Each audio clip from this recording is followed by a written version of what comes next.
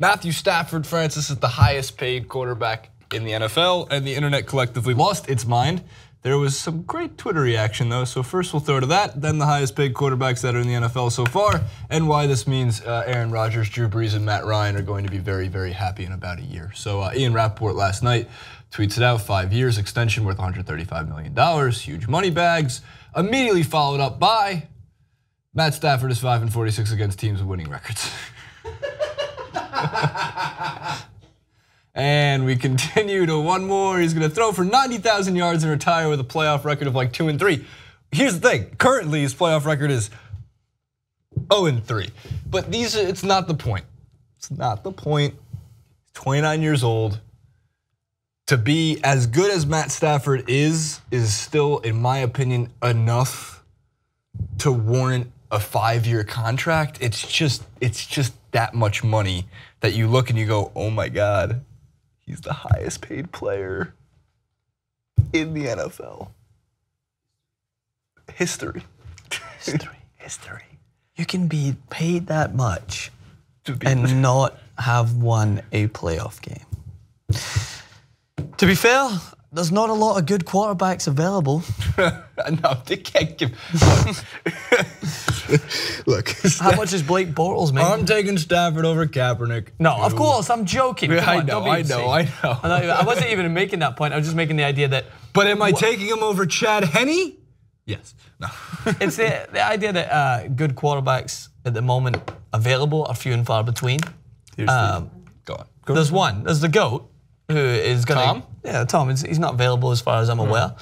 Goading Peyton Manning to come back is probably out the window, considering he's probably doing pretty fine with his work outside of. It's tough to move in the NFL. It's why you don't really see, like compared to like the NBA, baseball, even the transfer window in world football. In the NFL, you don't really see like even five big names move. It's a lot of the times it could be a really important defensive back to add to the secondary, or offensive or defensive lineman. Like that's why the Peyton Manning to Denver was so enormous, because you're talking about moving, a quarterback that's good enough to make you immediately a Super Bowl contender. And rarely in football is there one piece that comes in that goes, oh wow, that team was good, now they can win the Super Bowl. Or if even that team was bad, now they can win the Super Bowl. Well, that's kind of the point that I was alluding to, is that it's a lot of money, but it's what teams are going to have to do, right, in order to secure. Like as you mentioned, there's not a lot of movement. It's not like if they saved this money, they could go out and get another quarterback that you think might be more worth that amount of money. So Matthew Stafford is probably just intelligent in terms of the fact is he knows his position, he knows he's a starting quarterback for that team, and that he's going to be able to demand a high price in order to do what his job is, which is to try and strengthen in his record going forward. What's interesting about it is Detroit is such a football town. I mean, they've played on Thanksgiving Day every single day since Thanksgiving football started. I believe it's been since then. And recently, it's not like they've been a bad regular season team. They just struggled in the playoffs. And the 2011, 2014, and 2016, I believe it was, they lost in the wild card game. They've gotten beat bad by the Seahawks. They've lost to the Packers in the playoffs. They beat up bad teams. They do their job against teams that just aren't good or below 500. But when they play the Packers, they struggle. When they play a good Cowboys or Giants team, they struggle. When they play against the Falcons of like last year, they'll struggle. That's hence the 5-46 record. They were 11-5 in 2014, 7-9 in 2015, and 9-7 in 2016. What it really means, though, is it resets the quarterback market again, because Derek Carr just got paid $125 million, was it, Edwin? $125 million over 5 years? Yeah, for Derek Carr, who is way younger than Matt Stafford and also has shown the ability to lead a high-powered offense. Somebody I would think, yes, you do give that guy massive money. But when your name is Drew Brees, who is getting older, but you look at Tom Brady and you go, well, fuck it, I'll play 5 more years.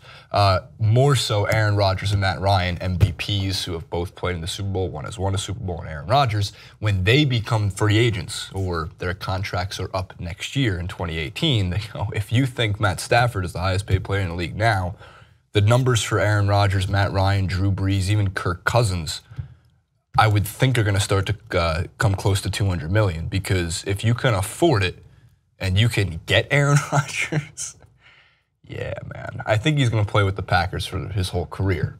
Besides the point, it's the way that almost in an NBA way, the more money that just comes in, the market gets reset. You got to start paying him more. Matt Stafford is like the TYT coffee. Okay, would you pay 5 years, $135 million for this coffee? No. But if it's the only coffee available around, maybe in a 65-mile radius, would you shell out? 65 miles? It's not.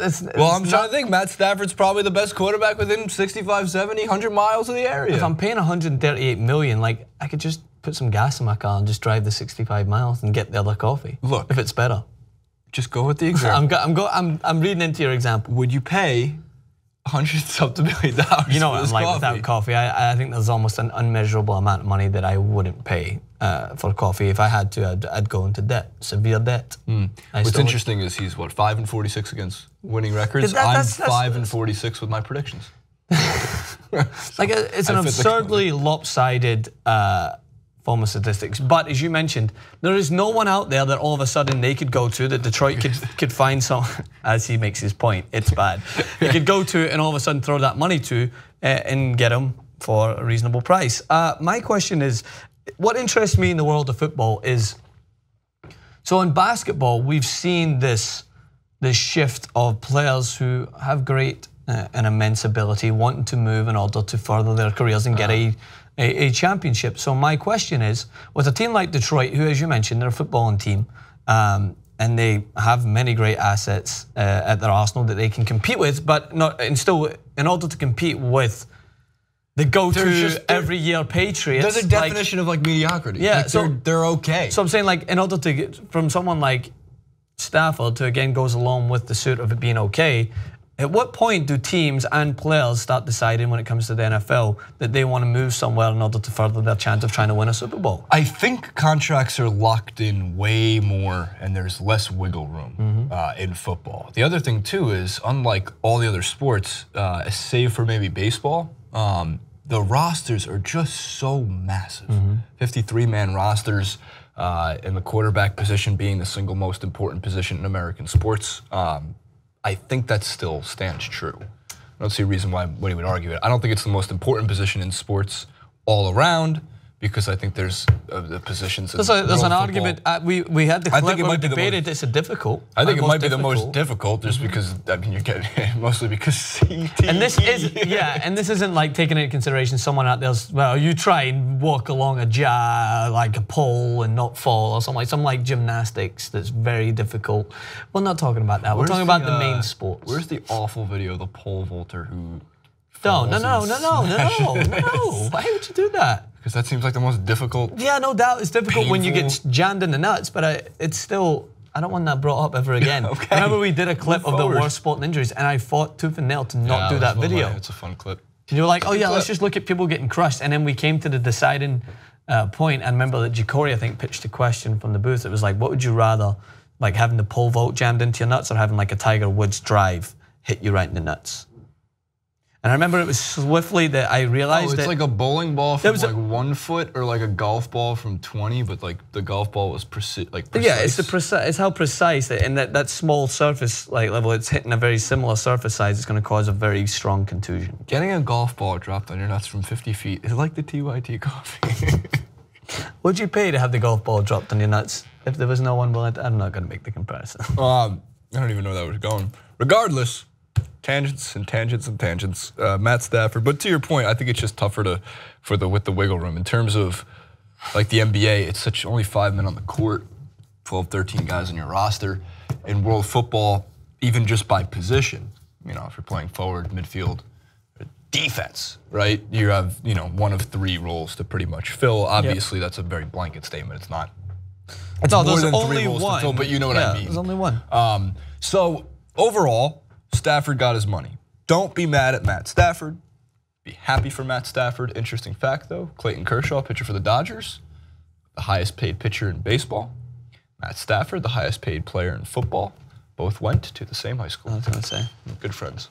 Do you think they're donating to that high school? Because if I was that high school, I would definitely be making some calls. Hey, both you guys are making some good money. How about returning some of that to the teachers? John from the Alumni Association. We're hoping you can make a small donation of $2 million. With your contract, it looks like the milk that we give out to the kids the fund has started to run out.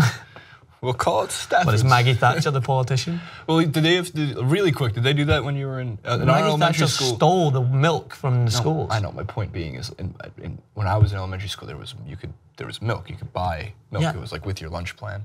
You had like chocolate milk or regular milk. In the UK, you were given free milk. There was a way to promote good, healthy teeth and bones by giving kids milk. Maggie Thatcher took the milk. She is a horrible human being was a horrible human being who wanted to steal the milk from the kids. That's why they called her Maggie the milk. Maggie Thatcher the milk snatcher. That's my new Twitter handle. But no worries, we'll have a Meryl Streep player in a movie in Glorify. Oh. Oh! Shit, I didn't mean to hit the TV. That's how angry she gets me, Edwin.